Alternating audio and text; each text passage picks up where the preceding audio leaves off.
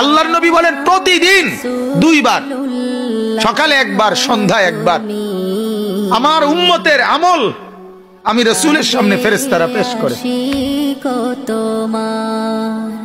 হায় হায়, নবীর সামনে তোমার নাম উচ্চারণ হয়, ফেরেশতা বলে ইয়া রাসূলুল্লাহ একটা সিজদা দেয় নাই,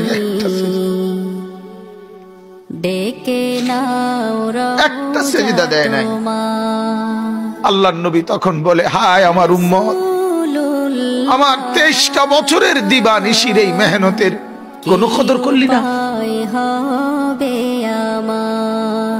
23 বছরের আমার এত কষ্টের কোনো কদর হলো না। হাসরের ময়দানে নবী, দোস্ত শুনেন, হাসরের ময়দানে আল্লাহর নবী তার পিঠ দেখাবে, পিঠ, নবী তার পিঠ দেখাবে, পিঠ দেখায়া বলবে উম্মত দেখ আমার পিঠ চালনির মতো ছিদ্র ছিদ্র করে ফেলছি।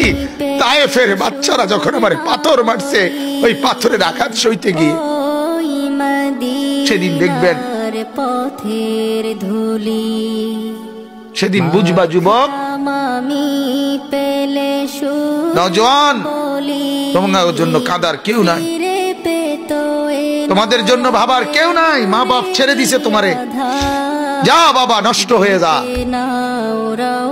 আহা, মোবাইলের হাতে ছেড়ে দিছে তোমারে, নষ্ট বন্ধুদের হাতে ছেড়ে দিছে তোমারে, যা বাবা পেটের বুক লাগলে ভাত খাইয়ে যাইস, বাকি টাইম নষ্ট হয়ে যায়। অভিভাবক ছেড়ে দিছে সন্তান, দুপুর বেলা বের হইছে রাত 10টা পর্যন্ত, কারো কোনো পেরেশানি নাই। মা বাবার ছেলেটা কি হচ্ছে, তার সাথে উঠতেছে, বসতেছে, খাইতেছে, চলতেছে, কারো কোনো পেরেশানি। এভাবে জিন্দেগি চলে না বাজার, এভাবে জিন্দেগি চলে না।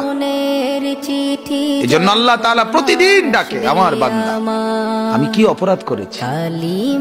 রাসূল প্রতিদিন বলে আমার উম্মত আমি কি অন্যায় করেছি। আমার তায়েফের রক্তের কোনো দাম নাই, আমার উহুদের দান শহীদ করার কোনো মূল্য নাই। 14 দিন আমি পেটে পাথর বেঁধেছি, আমার সেই পাথরের বাধা পেটের কোনো মূল্য নাই। আমি 3 মাস ঘরে চুলায় আগুন জ্বলে নাই, আমার সেই জীবনের কোনো মূল্য নাই। মুসলমানের ছেলেরা, মুসলমানের বাবারা, তোমরা তোমাদের আল্লাহকে চেনো, তোমরা তোমাদের রাসূলকে চেনো। মোবাইল দিয়া হইলো রবিকে চেনো, রাসূলের জীবনী শোনো, তাইলেও ফায়দা হবে।